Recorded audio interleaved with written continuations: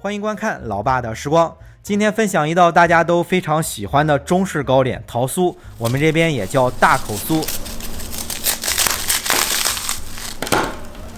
这款糕点我就不做过多的介绍了，大家都太熟悉了。但今天做的这款桃酥是看到有朋友私信留言说想吃30-40年前那种老口味的，老爷子做了一辈子的面点师了，肯定是再熟悉不过了。所以今天咱就把这款老口味的大桃酥分享给大家。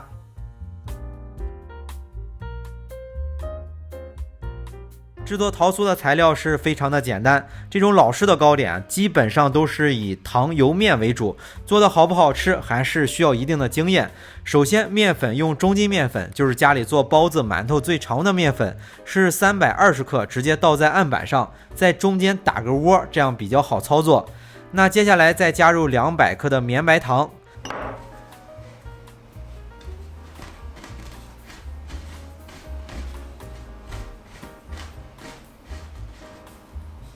打入一个鸡蛋，大约60克，加入200克的油，建议用味道比较小的，比如玉米油、大豆油之类的。再加入3克的小苏打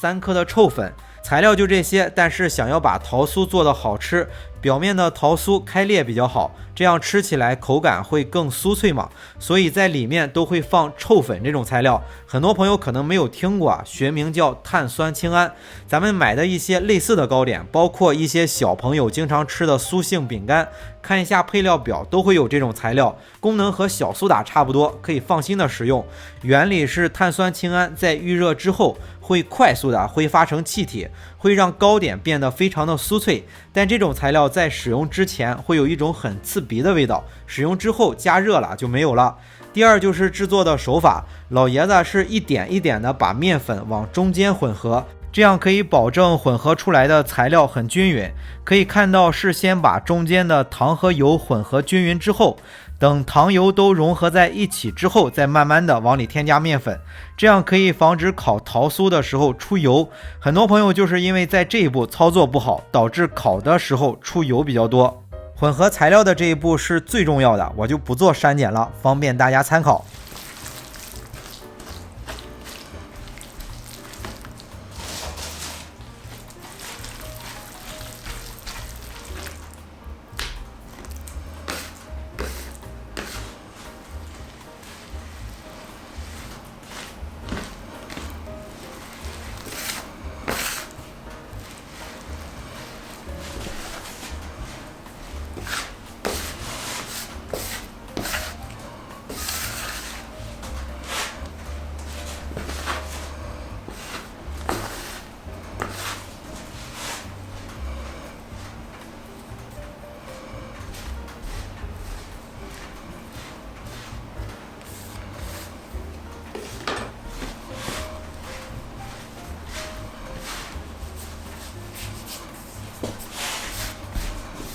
到了后面可以看到面粉不是很多了，这个时候也不要去揉，可以用手把材料这样搓均匀，就是尽量保证让材料松散一些。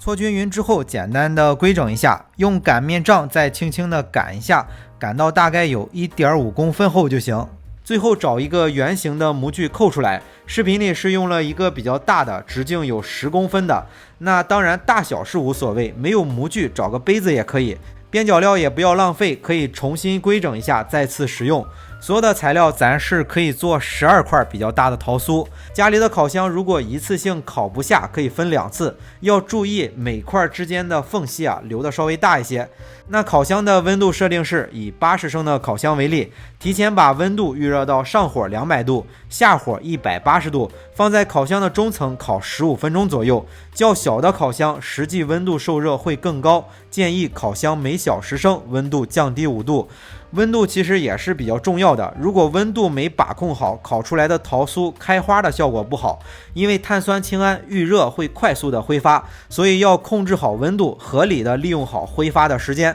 还得根据我们做的糕点的类型大小而定，所以想要做的完美，对温度还是有一定要求的，这个就得根据自己家里的烤箱而定了。不过给到大家的这个温度其实也差不多，但温度控制的更精准，烤出来的桃酥肯定口感会更好。全部做好之后，再撒点黑芝麻进行装饰，就可以送入烤箱了。